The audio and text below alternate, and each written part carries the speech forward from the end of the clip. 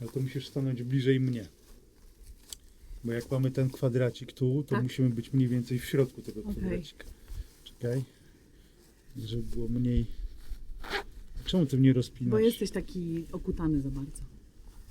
Bo jest zimno, jest zima. To jak mam być nieokutany? Chodź tu. Dzień dobry.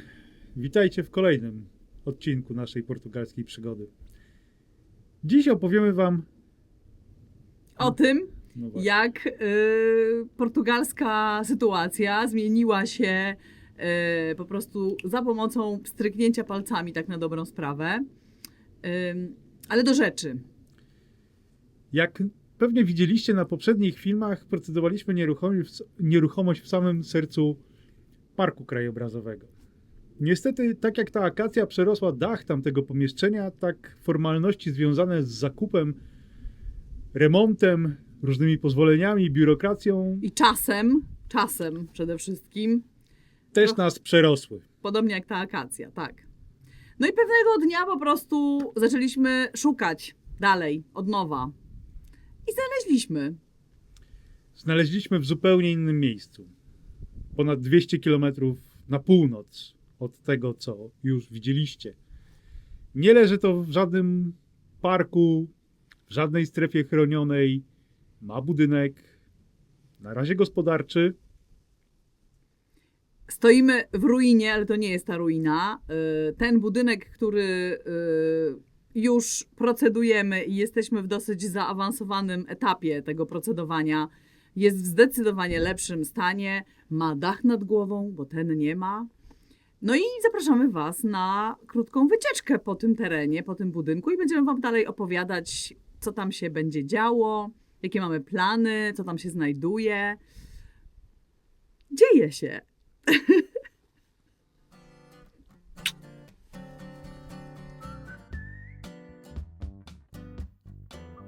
O portugalskiej biurokracji moglibyśmy, i pewnie w przyszłości to zrobimy, nakręcić osobny odcinek.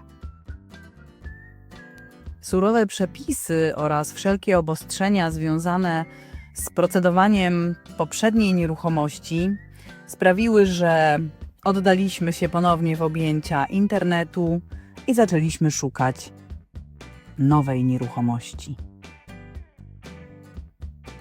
I tak oto po przejechaniu ponad 200 kilometrów znaleźliśmy się znów w przestrzeni, która oczarowała nas, sprawiła, że zobaczyliśmy coraz bardziej widoczne światełko w tunelu i zbliżającą się wiosnę.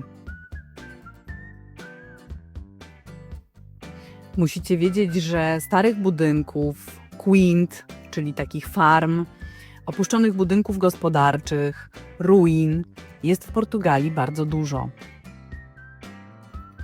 Jednak, żeby znaleźć miejsce, które odpowiada nam zarówno lokalizacją, ceną, położeniem, no i jakością tego budynku, nie jest to takie proste. Kto kiedykolwiek kupował nieruchomość, wie, jaki to skomplikowany proces i ile wymaga wysiłku, żeby te wszystkie współczynniki się zgadzały. No i oto możemy obwieścić sobie i światu fakt, że poszukiwania nieruchomości, czyli naszego domu w Portugalii, bezdyskusyjnie zostały zakończone. Znaleźliśmy 2,5 hektara ziemi z gajem oliwnym, z budynkiem, co prawda bardzo długim i bardzo wąskim, ale to już jest to. Wiemy to na pewno. Ziemia posiada wiele atutów, między innymi ten oto basen, czyli zbiornik na wodę, z którego kiedyś na pewno basen powstanie. Są tutaj 2 studnie, które należy oczyścić, bo na razie rosną w nich krzaki i drzewa. W granicy nieruchomości płynie rzeka, którą później zobaczycie tutaj na filmie. Dookoła panują cisza i spokój. Teren jest jednocześnie zielony, z drugiej strony nie posiada tak wielu drzew, żeby martwić się aż tak bardzo o szalejące tutaj latem pożary. Trzeba wam bowiem wiedzieć, że trudno jest wypośrodkować taki portugalski teren, portugalską nieruchomość między posiadaniem dużej ilości drzew, która latem daje cień, a jednocześnie otwartym terenem, który zimniejszą porą roku może być ogrzewany przez słońce. Jednak jesteśmy świadomi faktu, że nie ma miejsc idealnych, lokalizacji perfekcyjnych i zawsze jest jakieś ale. Natomiast my tych ale tutaj aż tak dużo nie widzimy. Obecna nieruchomość nie leży bowiem na terenie parku krajobrazowego. W związku z tym droga od samego początku będzie dla nas łatwiejsza i przychylniejsza. A teraz zapraszamy Was na krótką wycieczkę po naszej nowej nieruchomości.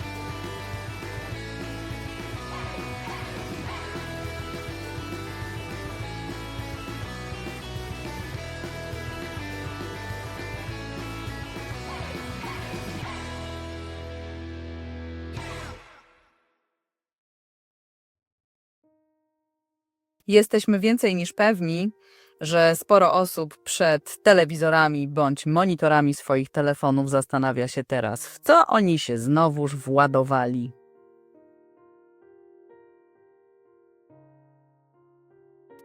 Dom jest długi i wąski i będzie wymagał od nas dużo kreatywności. Niemniej jednak wspomagamy się propozycjami, jakie serwują nam projekty w sieci.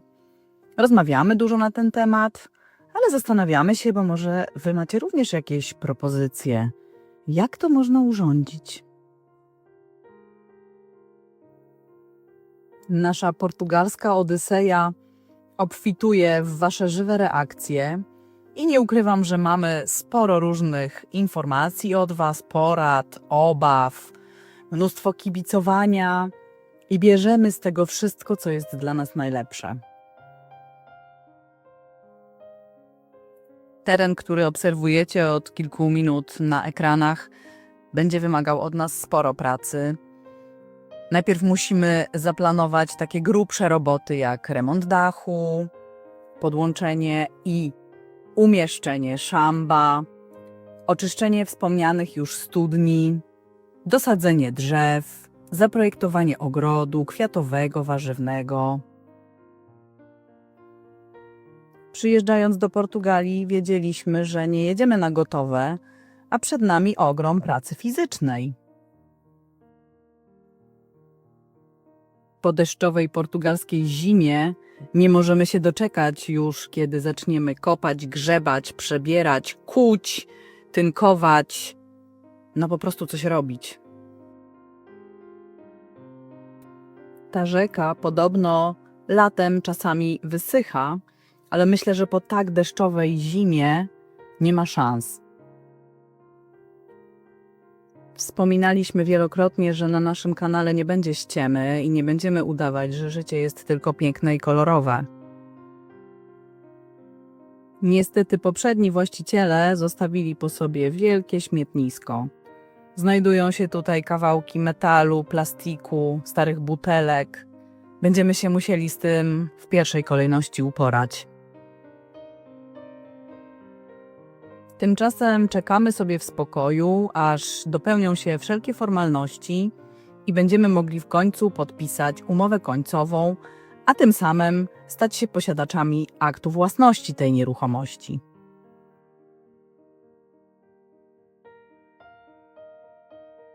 Mimo iż fizycznie nas tam jeszcze nie ma, to myślami jesteśmy tam w zasadzie codziennie.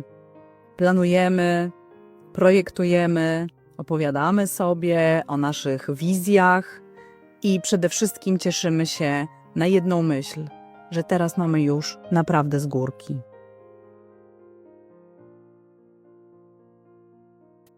Pieski też dały zielone światło tej nieruchomości, brykają, hasają i czują się tam już jak u siebie.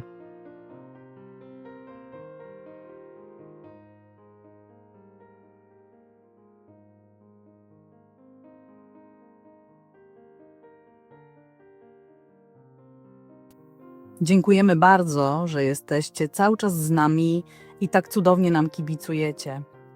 Dzięki temu mamy poczucie, że nie jesteśmy sami, a wszystko odbywa się na naszych zasadach i dzieje się tak, jak być powinno.